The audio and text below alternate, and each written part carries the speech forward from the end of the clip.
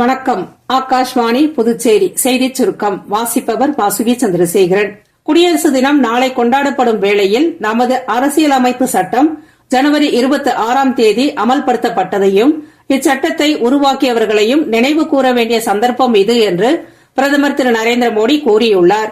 பிரதமரின் மன் கி பாத் எனும் மனதின் குரல் நிகழ்ச்சி மூலம் ஆகாஷ்வாணியில் உரையாற்றிய அவர், இன்று தேசிய வாக்காளர் தினம் கொண்டாடப்படுவதையொட்டி முதன்முறை வாக்களிக்கும் இளம் தலைமுறையினர் தங்களது வாக்குகளை கட்டாயமாக பயன்படுத்திக் கொள்ள வேண்டும் என்று கேட்டுக் கொண்டார்.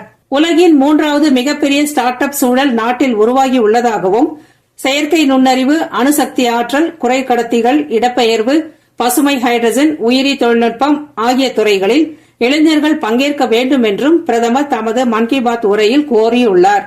தேசிய வாக்காளர் தினம் இன்று கொண்டாடப்படுவதையொட்டி குடியரசுத் தலைவர் திருமதி திரௌபதி முர்மு புதுடெல்லியில் நடைபெறும் நிகழ்ச்சியில் சிறப்பு விருந்தினராக பங்கேற்கிறார். இந்நிகழ்ச்சியில் அவர் புதிய வாக்காளர்களுக்கு புகைப்பட அடையாள அட்டையை வழங்குவதோடு தேர்தல் பணியில் சிறப்பாக செயல்பட்ட பல்வேறு பிரிவினருக்கும் தொழில்நுட்ப பயன்பாடு, சிறப்பான நிர்வாகம், வாக்காளர் விழிப்புணர்வு நிகழ்ச்சிகள் ஆகியவற்றில் சிறப்பாக செயல்பட்டவர்களுக்கும் ஊடகங்களுக்கும் விருதுகள் வழங்க உள்ளார்.